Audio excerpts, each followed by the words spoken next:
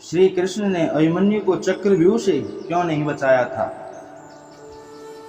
अर्जुन और सुभद्रा के पुत्र अभिमन्यु को तो आप लोग जानते ही होंगे कि महाभारत युद्ध में अभिमन्यु वीर गति को प्राप्त हो गए थे। लेकिन बहुत से लोगों के मन में यह प्रश्न अवश्य होता है कि आखिर सर्वशक्तिमान श्री कृष्ण ने अपनी ही बहन सुभद्रा के पुत्र अभिमन्यु को क्यों नहीं बचाया था, जबकि अर्जुन और पांचों पांडवों के युद्ध के अंत तक उनके रक्षा कवच बने रहे थे श्री कृष्ण।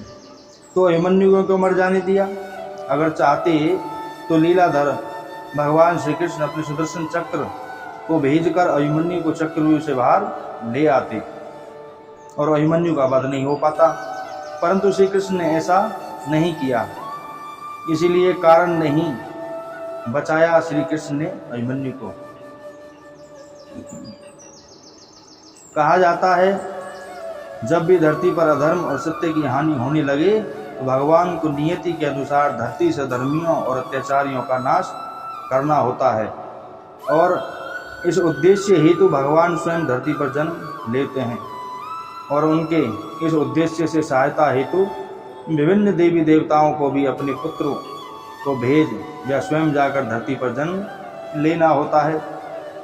ऐसा ही जब द्वापर युग में भगवान विष्णु ने श्री कृष्ण अवतार में जन्म लिया तब ब्रह्मा जी ने और सभी देवी देवताओं को भी श्री कृष्ण की सहायता हेतु धरती पर जन्म लेने का आदेश दिया था। किसने किया था ब्रह्मा जी के आदेश का विरोध? भैया, ब्रह्मा जी के इस आदेश का सभी देवी देवताओं ने स्वागत किया था, परंतु चंद्रमा ने इस आदेश का विरोध किया और अपने पुत्र वर्चा को पृथ्वी पर जन्म लेने से इनकार कर दिया।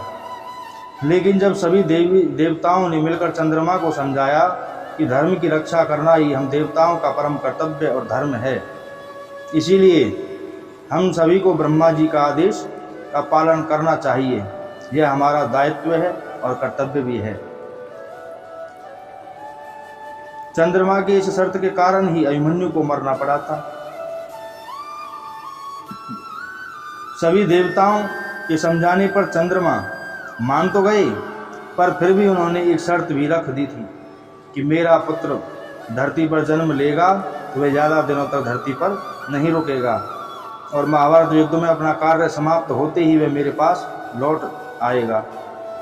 इसके साथ ही वह युद्ध में अपने पराक्रम से बड़े बड़े महारथियों को भी चकित कर घोर युद्ध लड़ते हुए वीर गति को प्राप्त होगा। इसके इस अदम्य साहस को युगों युगों तक याद रखा जाएगा। चंद्रमा पुत्र वर्चा ही अभिमन्यु थे, जिसने धरती पर ब्रह्मा के आदेश का पालन कर श्री कृष्ण की सहायता के लिए जन्म लिया था। चंद्रमा के शर्त के अनुसार ही श्री कृष्ण ने अभिमन्यु की नियति में दखल नहीं दी थी और अभिमन्यु महाभारत युद्ध में वीर गति को प्राप्त हो अपने श्री पिता चंद्रमा जी के पास चले गए। बोलो जय श्री कृष्ण।